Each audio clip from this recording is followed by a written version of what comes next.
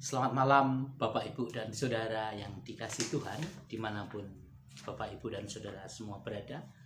Kita akan bersama masuk di dalam doa dan renungan hari Rabu GITC Jepara Pematang Yogyakarta. Sebelumnya mari kita akan berdoa terlebih dahulu. Tuhan, kami bersyukur malam hari ini kami boleh bersama berkumpul kembali di rumah kami masing-masing di dalam doa dan renungan hari Rabu GITC Jepara Pematang Yogyakarta. Sertai kami, tuntun kami, mampukan kami untuk memahami, mengerti apa yang menjadi firman-Mu, dan kami juga mampu melakukan dalam hidup sehari-hari. Di tengah pandemi ini Tuhan, ajar kami untuk terus semakin bergiat untuk mengerti dan memahami apa yang menjadi kehendak-Mu di dalam kehidupan kami. Sehingga kami semakin sadar, kami sungguh membutuhkan Engkau di dalam perjalanan kehidupan kami semuanya. Kami serahkan pembacaan dan perenungan akan kebenaran firman-Mu ini di dalam tangan kuasa-Mu. Di dalam nama-Mu yang tunggal, Tuhan kami Yesus Kristus, kami berdoa. Amin. Kita akan bersama-sama membuka Alkitab kita dan kita akan bersama-sama membaca dan mendengarkannya. Malam hari ini kita akan membaca dari Injil Matius 5 ayat 17 sampai dengan yang ke-19. Injil Matius 5 ayat 17 sampai dengan yang ke-19. Demikianlah firman Tuhan untuk kita semua. Janganlah kamu menyangka bahwa aku datang untuk meniadakan hukum Taurat atau kitab para nabi. Aku datang bukan untuk meniadakannya, melainkan untuk menggenapinya.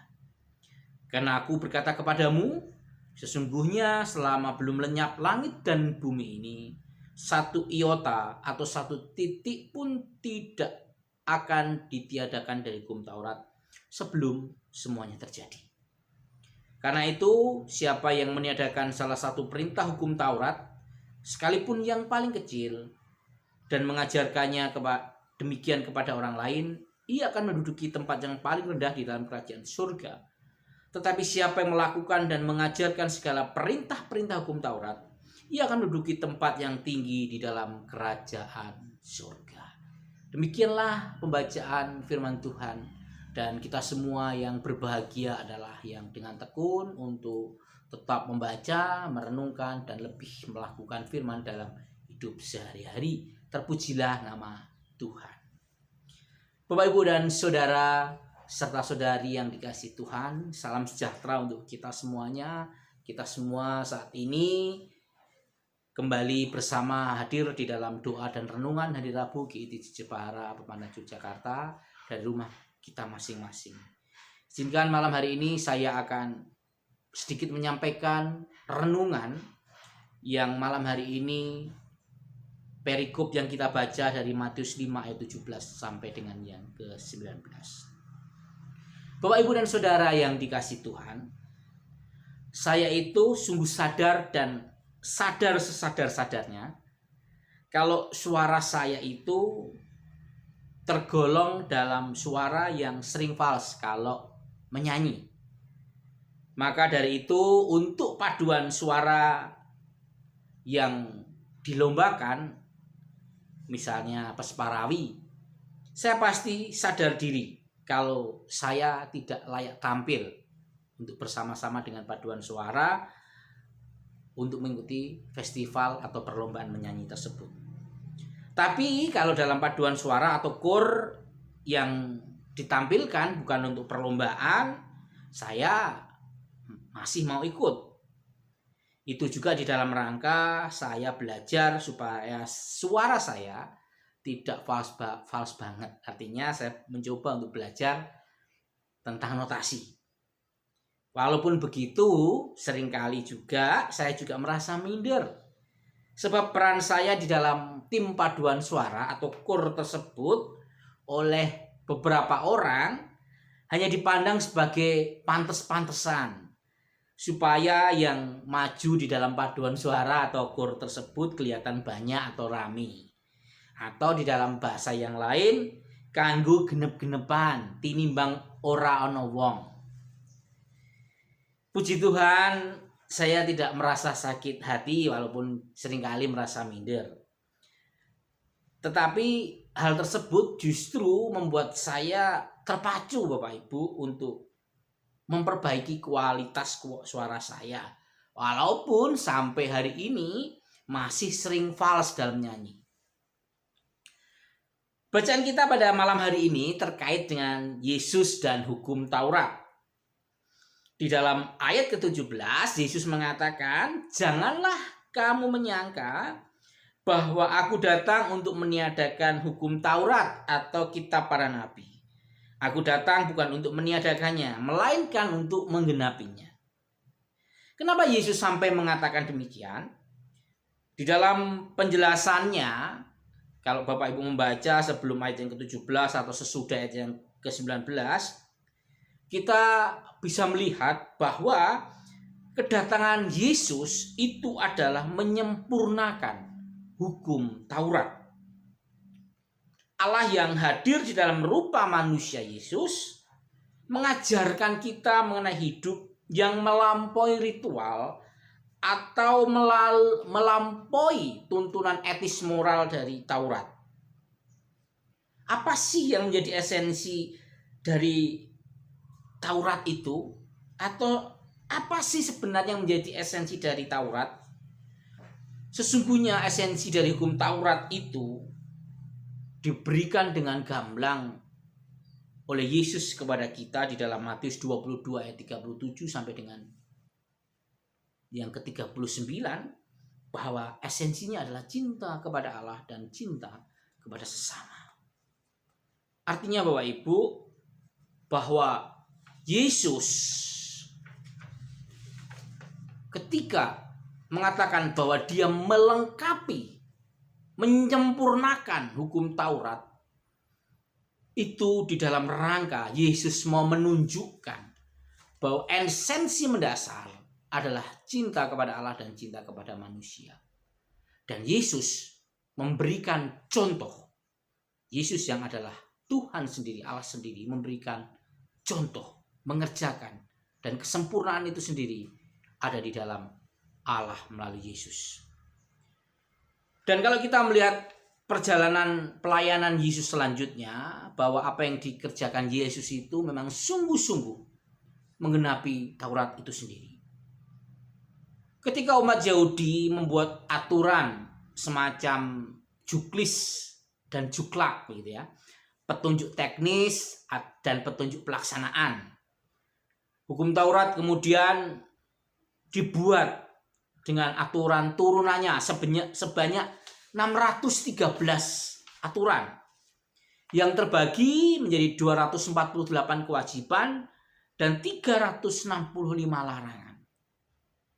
Jadi relasi dengan Allah di situ diatur, beribadah bentuknya seperti apa diatur, termasuk aturan-aturannya, termasuk beribadah kepada Allah di rumah itu seberapa kali.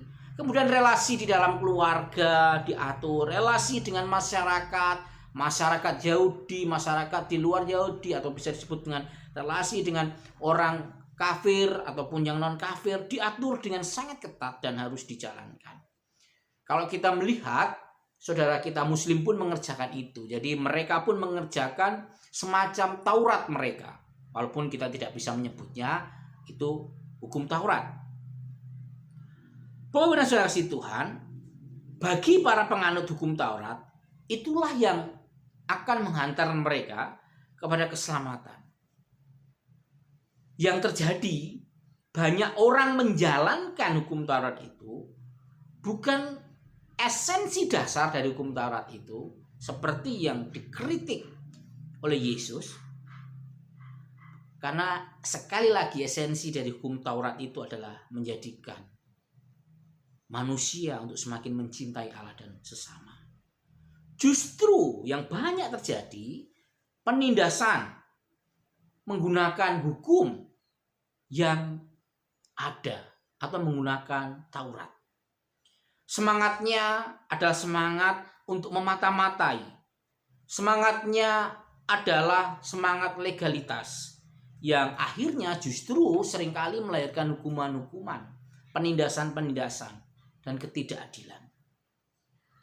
Bapak dan saudara kasih Tuhan, hadirnya Yesus menunjukkan kepada bangsa Israel, mempertontonkan kepada bangsa Israel dan juga kepada umat manusia bahwa menjalankan hukum dan juga hukum Taurat sebagai tuntunan moral dan etika itu sangat penting.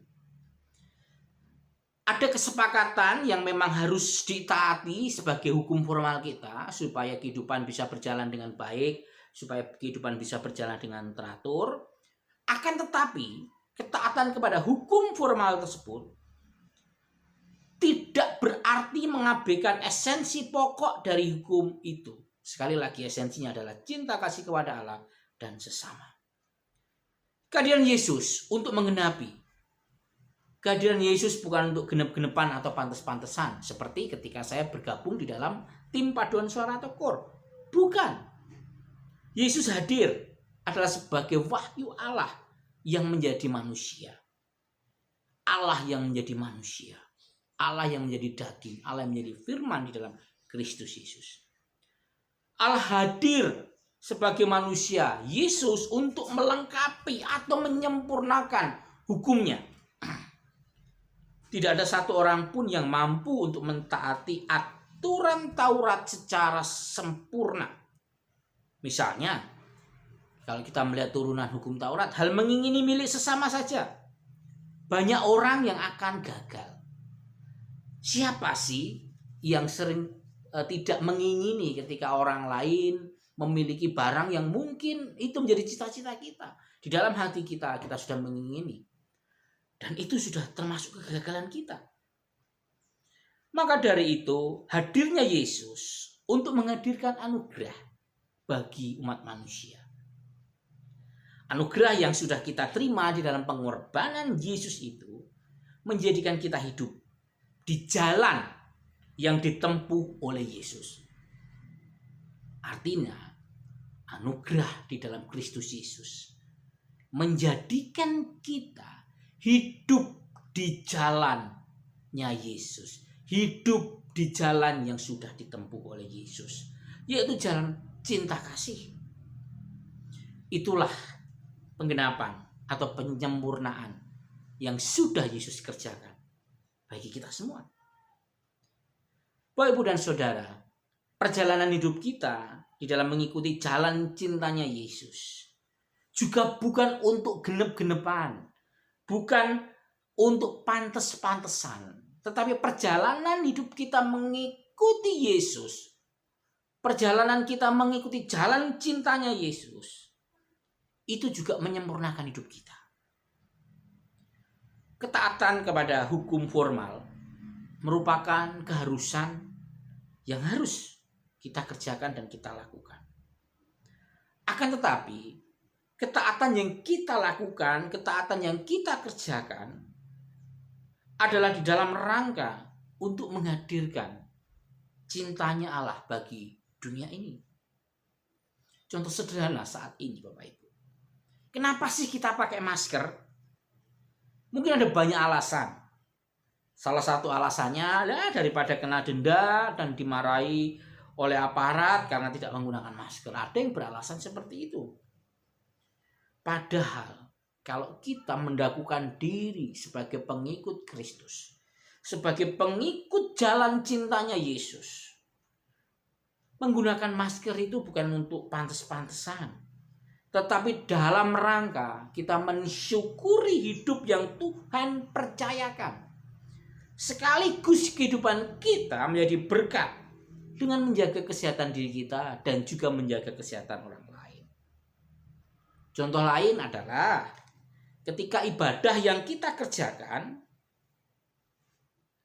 itu bukan dalam rangka untuk memuaskan diri kita, tetapi kerinduan kita karena cinta kita kepada Allah yang begitu besar, dan kerinduan kita untuk juga bisa bersekutu dengan saudara-saudara kita seiman atau sepersekutuan atau dalam satu komunitas kita. Bukan dalam rangka bukan karena kepentingan, karena punya kepentingan dengan gereja, bukan karena ingin melarikan diri karena jenuh dengan rutinitas sehari-hari, bukan. Begitu pula Ketika hukum yang seharusnya dipakai untuk mengatur justru dipakai untuk menindas atau meminggirkan kehidupan. Sudah selayaknya orang-orang yang hidup di dalam anugerah Allah itu bersuara. Bukan diam karena takut atau karena ingin mencari aman saja. Suara keadilan dan kebenaran yang kita serukan itu sama dengan suara Yesus yang membela yang terpinggirkan, dengan hadir bersama mereka, dengan menyembuhkan mereka yang sakit, mereka yang terluka. Aspek kemanusiaan dan relasi dengan Allah tersebut menjadi hal yang sangat penting dan harus terus-menerus kita hidupi.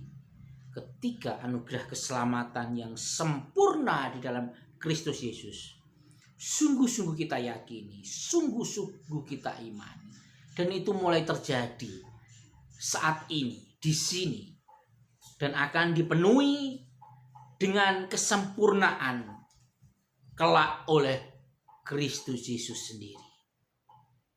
Dunia yang jauh dari cinta Allah, dunia yang jauh dari belas kasih, perlu sadar, perlu melihat, perlu kita sadarkan bahwa kehadiran kita sebagai pengikut Kristus bukan sekedar untuk genep-genepan, bukan sekedar untuk pantes-pantesan, atau bahkan mau kita terbawa arus.